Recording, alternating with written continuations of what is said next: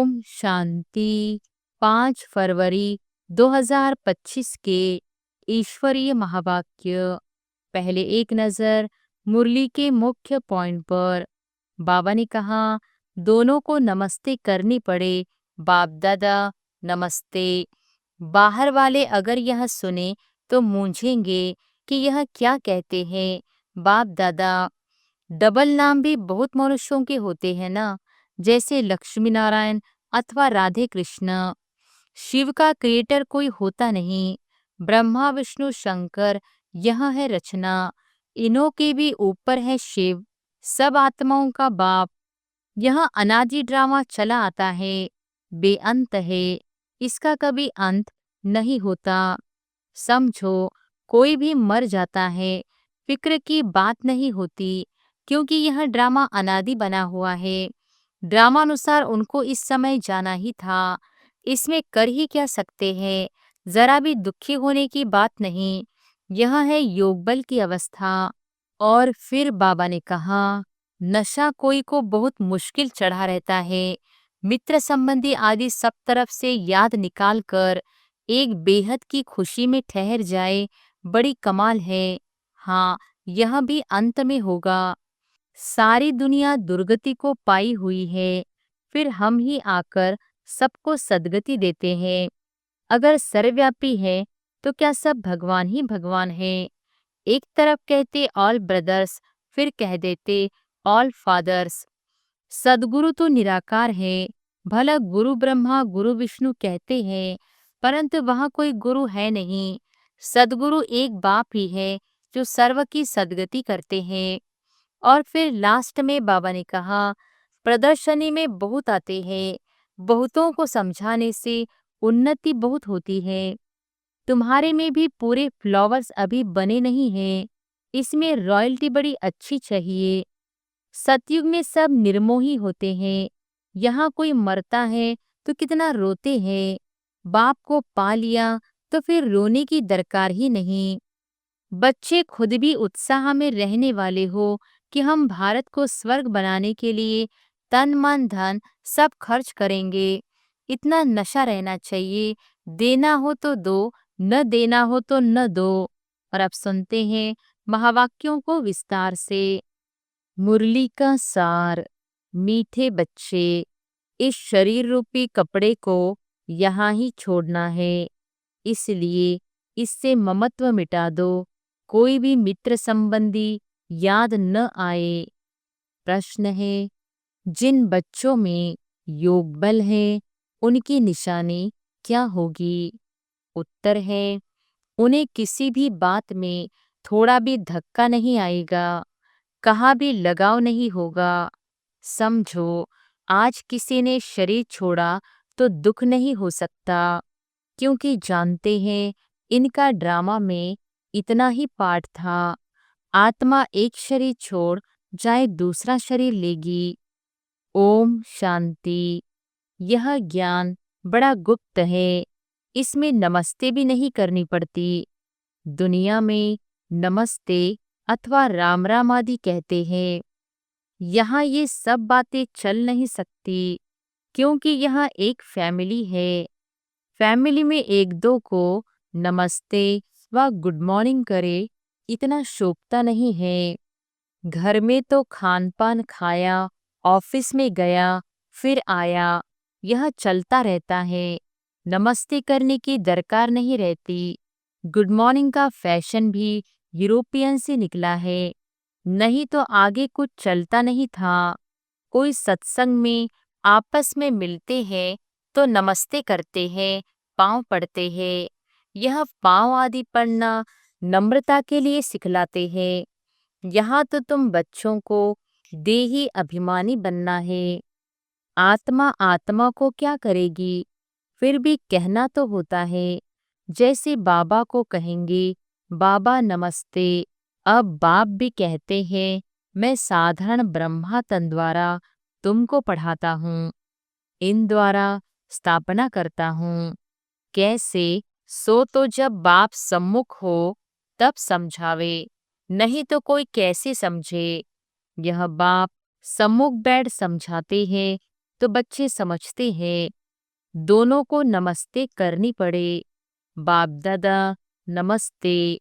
बाहर वाले अगर यह सुने तो मूंझेंगे कि यह क्या कहते हैं बाप दादा। डबल नाम भी बहुत मनुष्यों के होते हैं ना, जैसे लक्ष्मी नारायण अथवा राधे कृष्ण भी नाम है। यहाँ तो जैसे स्त्री पुरुष इकट्ठे हो गए। अब यहाँ तो है बाप दादा। इन बातों को तुम बच्चे ही समझ सकते हो। जरूर बाप बड़ा ठहरा। वह नाम भला डबल है परंतु है तो एक ना, फिर दोनों नाम क्यों रख दिए हैं? अभी तुम बच्चे जानते हो यह रॉन्ग नाम है। बाबा को और तो कोई पहचान न सके। तुम कहेंगे नमस्ते बाप दादा। बाप फिर कहेंगे नमस्ते जिस्मानी रूहानी बच्चे। परंतु इतना लंबा शोभता नहीं है। अक्षर तो राइट है। तुम अभी जिस्मानी बच्चे भी हो तो रूहानी भी हो। शिव बाबा सभी आत्माओं का बाप है और फिर प्रजापिता भी जरूर है। प्रजापिता ब्रह्मा की संतान भाई बहन है। प्रवृत्ति मार्ग हो जाता है। तुम हो सब ब्रह्मा कुमार कुमारियां। ब्रह्मा कुमार कुमारियां होने से प्रजापिता भी सिद्ध हो जाता है।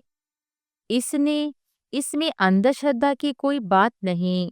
बोलो ब्रह्मा कुमारियों को बाप से वर्षा मिलता है, ब्रह्मा से नहीं मिलता। ब्रह्मा भी शिव बाबा का बच्चा है। सूक्ष्म वतनवासी ब्रह्मा विष्णु शंकर यह है रचना। इन्हों का रचयिता है शिव। शिव के लिए तो कोई कह न सके कि इनका क्रिएटर कौन। शिव का क्रिएटर कोई होता नहीं। ब्रह्मा विष्णु शंकर यह है रचना। इन्हों के भी ऊपर है शिव, सब आत्माओं का बाप। अब क्रिएटर है तो फिर प्रश्न उठता है कब क्रिएट किया?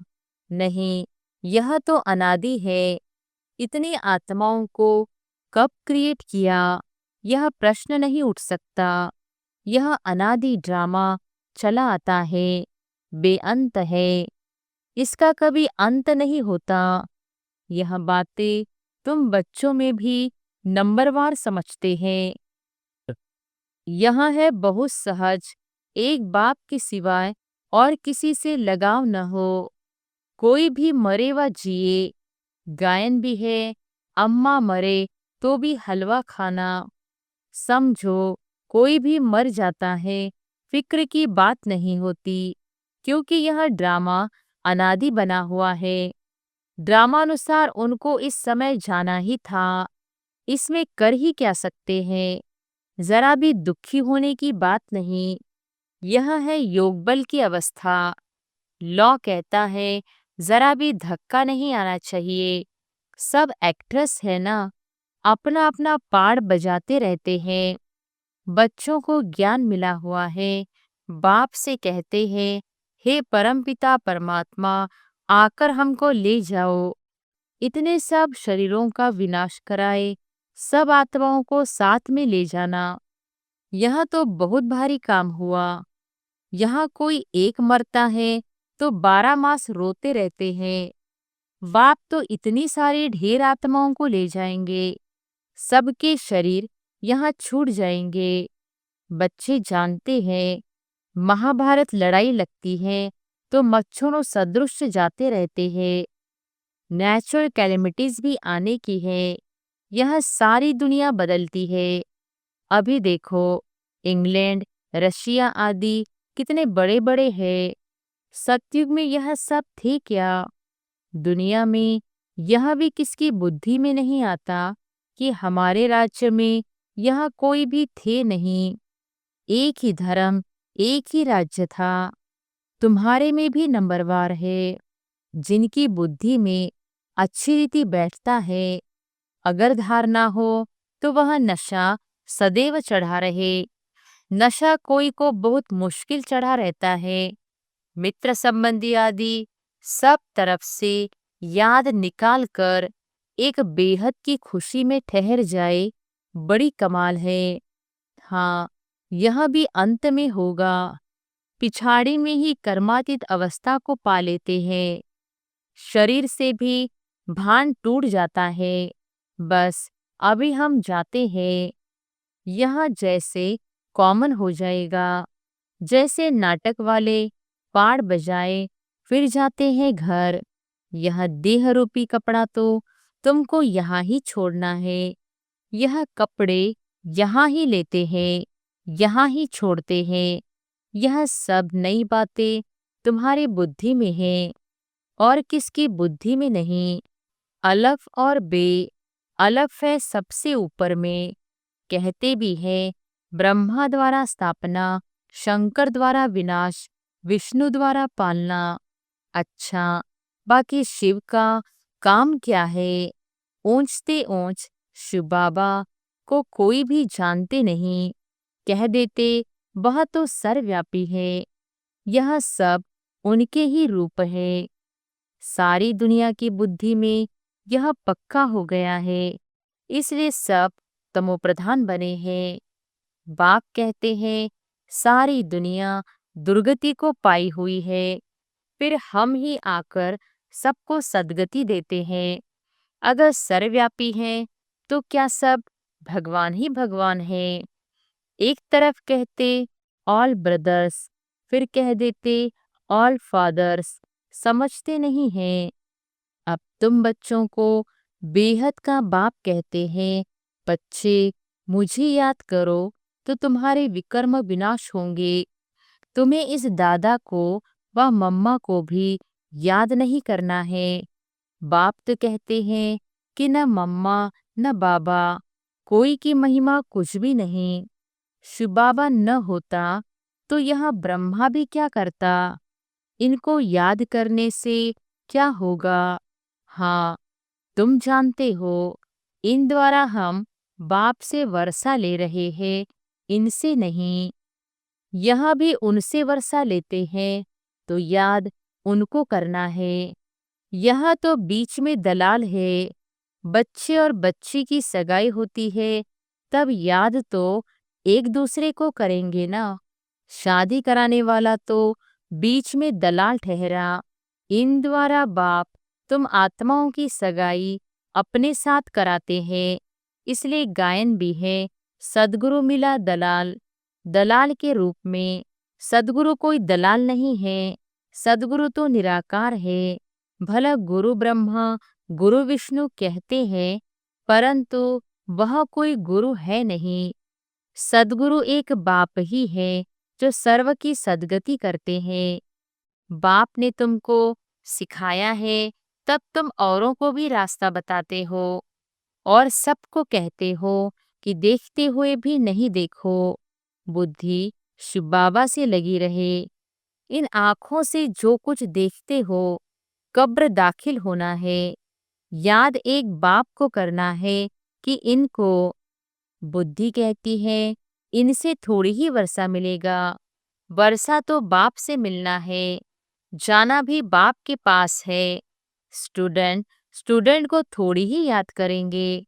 स्टूडेंट तो टीचर को याद करेंगे ना। स्कूल में जो तीखे बच्चे होते हैं वह फिर औरों को भी उठाने की कोशिश करते हैं। बाप भी कहते हैं एक दो को ऊंचा उठाने की कोशिश करो, परंतु तकदीर में नहीं है तो पुरुषार्थ भी नहीं करते हैं। थोड़े में ही राजी हो जाते हैं।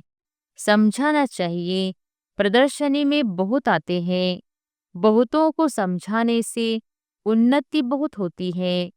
निमंत्रण देकर मंगाते हैं तो बड़े बड़े समझदार आदमी आते हैं। बिगर निमंत्रण से तो कई प्रकार के लोग आ जाते हैं। क्या क्या उल्टा सुल्टा बकते रहते हैं। रॉयल मनुष्यों की चाल चलन भी रॉयल होती है। रॉयल आदमी रॉयल्टी से अंदर घुसेंगे। चलन में भी बहुत फर्क रहता है। उनमें चलने की, बोलने की कोई फजीलत नहीं रहती। मेले में तो सभी प्रकार के आ जाते हैं, किसको मना नहीं की जाती है। इसलिए कहाँ भी प्रदर्शनी में निमंत्रण कार्ड पर मंगाएंगे तो रॉयल अच्छे अच्छे लोग आएंगे, फिर वह औरों को भी जाकर सुनाएंगे। कभी फीमेल्स का प्रोग्राम रखो तो सिर्फ फीमेल्स ही आकर देखे, क्योंकि कहाँ कहाँ फीमेल्स बहुत पर्दे नशीन होती है।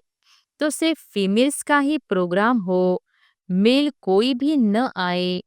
बाबा ने समझाया है, पहले पहले तुमको यह समझाना है कि शिव बाबा निराकार है। शिव बाबा और प्रजापिता ब्रह्मा दोनों बाबा हुए, दोनों एक रस तो हो न सके। जो दोनों बाबाओं से वर्षा मिले, वर्षा दादे का या बाप का मिलेगा। दादी की मिल्कियत पर हक लगता है, भले कैसा भी कपूत बच्चा होगा तो भी दादी का वर्षा मिल जाएगा। यह यहाँ का कायदा है। समझते भी है, इनको पैसा मिलने से 1 वर्ष के अंदर उड़ा देंगे, लेकिन गवर्नमेंट के लॉ ऐसे हैं जो देना पड़ता है। गवर्नमेंट कुछ कर नहीं सकती है। बाबा तो अनुभवी है। एक राजा का बच्चा था, 1 करोड़ रुपया 12 मास में खत्म कर दिया। ऐसे भी होते हैं। शिव बाबा तो नहीं कहेंगे कि हमने देखा है, यह दादा कहते हैं हमने बहुत ऐसे मिसाल देखे हैं। यह दुनिया तो बड़ी गंदी है। यह है ही पुरानी दुनिया, पुराना घर। पुराने घर को हमेशा तोड़ना होता है। इन लक्ष्मी नारायण के राजाई घर देखो, कैसे फर्स्ट क्लास है। अभी तुम बाप द्वारा समझ रहे हो और तुम भी नर से नारायण बनते हो। यह है ही सत्यनारायण की कथा। यह भी तुम बच्चे ही समझते हो। तुम्हारे में भी पूरे फ्लावर्स अभी बने नहीं हैं। इसमें रॉयल्टी बड़ी अच्छी चाहिए। तुम उन्नति को दिन प्रतिदिन तुम बच्चे प्यार से कहते हो बाप दादा। यह भी तुम्हारी नई भाषा है जो मनुष्यों की समझ में नहीं आ सकती। समझो, बाबा कहाँ भी जाए तो बच्चे कहेंगे बाप दादा नमस्ते। बाप रिस्पॉन्ड देंगे रूहानी जिस्मानी बच्चों को नमस्ते। ऐसे कहना पड़े ना, कोई सुनेंगे तो कहेंगे यह तो कोई नई बात है। बाप दादा इकट्ठे कैसे कहते हैं? बाप और दादा दोनों एक कभी होते हैं क्या? नाम भी दोनों के अलग है। शिव बाबा, ब्रह्मा दादा। तुम इन दोनों के बच्चे हो। तुम जानते हो इनके अंदर शिव बाबा बैठा है। हम बाप दादा के बच्चे हैं। यह भी बुद्धि में याद रहे तो खुशी का पारा चढ़ा रहे और ड्रामा पर भी पक्का रहना है। समझो, कोई ने शरीर छोड़ा, जाकर दूसरा पार्ट बजाएंगे। हर एक आत्मा को अविनाशी पार्ट मिला हुआ है। इसमें कुछ भी ख्याल होने की दरकार नहीं। उनको दूसरा पार्ट जाए बजाना है, वापिस तो बुला नहीं सकते। ड्रामा है ना, इसमें रोने की कोई बात नहीं। ऐसी अवस्था वाले ही निर्मोही राजा जाकर बनते हैं। सतयुग में सब निर्मोही होते हैं। यहाँ कोई मरता है तो कितना रोते हैं। बाप को पा लिया तो फिर रोने की दरकार ही नहीं। बाबा कितना अच्छा रास्ता बताते हैं। कन्याओं के लिए तो बहुत अच्छा है। बाप फालतू पैसे खर्च करे और तुम जाकर नर्क में पड़ो। इससे तो बोलो हम इन पैसों से रूहानी यूनिवर्सिटी कम हॉस्पिटल खोलेंगे, बहुतों का कल्याण करेंगे, तो तुम्हारा भी पुण्य हमारा भी पुण्य हो जाएगा। बच्चे खुद भी उत्साह में रहने वाले हो कि हम भारत को स्वर्ग बनाने के लिए तन मन धन सब खर्च करेंगे। इतना नशा रहना चाहिए। देना हो तो दो, न देना हो तो न दो। तुम अपना कल्याण और बहुतों का कल्याण करने नहीं चाहते हो। इतनी मस्ती होनी चाहिए। खास कुमारियों को तो बहुत खड़ा होना चाहिए। अच्छा, मीठे मीठे सिकिलधे बच्चों प्रति माता पिता बाप दादा का याद प्यार और गुड मॉर्निंग। रूहानी बाप की रूहानी बच्चों को नमस्ते। धारणा के लिए मुख्य सार। पहली पॉइंट, अपनी चाल चलन बहुत रॉयल रखनी है, बहुत फजीलत से बातचीत करनी है, नम्रता का गुण धारण करना है। दूसरी पॉइंट है, इन आँखों से जो कुछ दिखाई देता है यह सब कब्र दाखिल होना है, इसलिए इसको देखते भी नहीं देखना है। एक शिव बाबा को ही याद करना है, किसी देहधारी को नहीं। वरदान है, मास्टर ज्ञान सागर बन गुड़ियों का खेल समाप्त करने वाले स्मृति सो समर्थ स्वरूप भव। मास्टर ज्ञान सागर बन गुड़ियों का खेल समाप्त करने वाले स्मृति सो समर्थ स्वरूप भव। जैसे भक्ति मार्ग में मूर्ति बनाकर पूजा आदि करते हैं, फिर उन्हें डुबो देते हैं, तो आप उसे गुड़ियों की पूजा कहते हो। ऐसे आपके सामने भी जब कोई निर्जीव असार बातें, ईर्ष्या, अनुमान, आवेश आदि की आती है और आप उनका विस्तार कर अनुभव करते या कराते हो कि यही सत्य है, तो यह भी जैसे उनमें प्राण भर देते हो। फिर उन्हें ज्ञान सागर बाप की याद से बीती सो बीती कर स्व उन्नति की लहरों में डुबोते भी हो।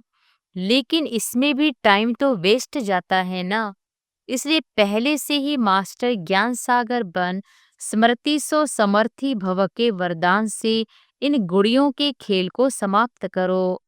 स्लोगन है, जो समय पर सहयोगी बनते हैं उन्हें एक का पदम गुना फल मिल जाता है। जो समय पर सहयोगी बनते हैं उन्हें एक का पदम गुना फल मिल जाता है। अव्यक्त इशारे। एकांत प्रिय बनो, एकता और एकाग्रता को अपनाओ। जो भी राजनेताएं व धर्म नेताएं हैं उन्हों को पवित्रता और एकता का अनुभव कराओ। इसी की कमी के कारण दोनों सत्ताएं कमजोर है। धर्म सत्ता को धर्म सत्ताहीन बनाने का विशेष तरीका है पवित्रता को सिद्ध करना और राज्य सत्ता वालों के आगे एकता को सिद्ध करना। अच्छा, ओम शांति।